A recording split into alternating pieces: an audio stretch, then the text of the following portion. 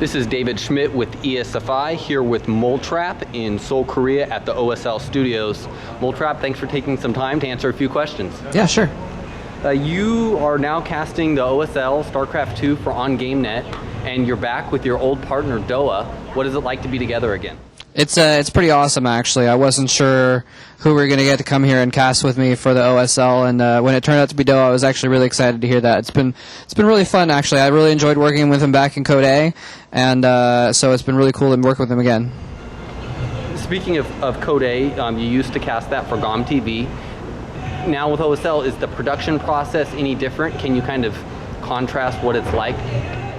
Yeah, it's a very similar sort of situation. Most things are exactly the same. You know, we have actually almost the exact same headsets. I think they're the same model, and so everything runs pretty much the same.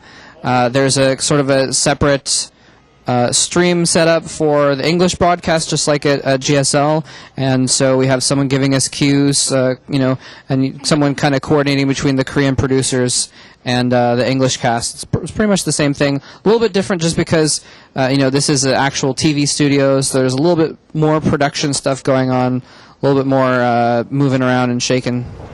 Doing a StarCraft 2 English broadcast is new for OnGameNet. Can you talk about whether OnGameNet sees this as a sort of a trial, or is this, a long-term commitment to providing content, particularly StarCraft 2 content, for the global community? Yeah, no, this is definitely more than a trial. They're definitely planning on doing English broadcasts for their shows in the future. I mean, they just started their League of Legends tournament, and they'd actually started the very first season. They wanted to have the English broadcast alongside, and so it's not just like for this season. It's definitely going to be something they're committed to for the long term. Great.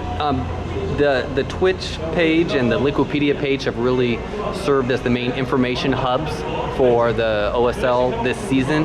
Is there plans to do an English website for the StarCraft 2 OSL like there is for League of Legends, or are you guys just going to use what you currently have? Well, I'm not actually sure personally if there's plans to do an English website specifically for the OSL. But what we do have now, actually, getting more and more stuff up to speed as this goes on. OnGameNet is still pretty new to this global broadcasting thing, so they're just ramping things up. But I've actually been really impressed how they've been adding things on pretty quickly. So, for instance, we now have an English Twitter, OGN Global, an English Facebook page, OnGameNet Global. So that's kind of the place to get updates and things right now. I don't know if there's plans for a website in the future, but maybe, who knows? You've been in Korea quite a while now. Is Korea starting to feel like home?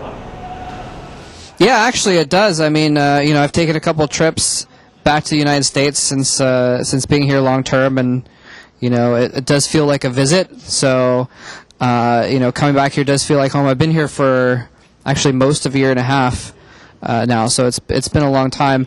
At the same time, though, I have friends and family that I miss back in the States. So, I'm a little bit split. I also still consider California my home in a way.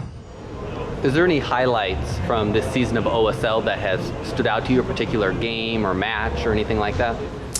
Actually, just last week, the set between Last and Flash was actually really, really cool.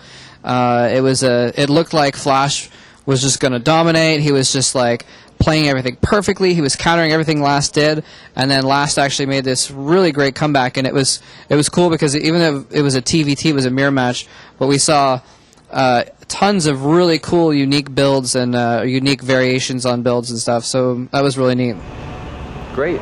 Thanks for taking the time to allow us to see the OSL studios and hear a little bit about what it's like broadcasting here. Sure. Anytime.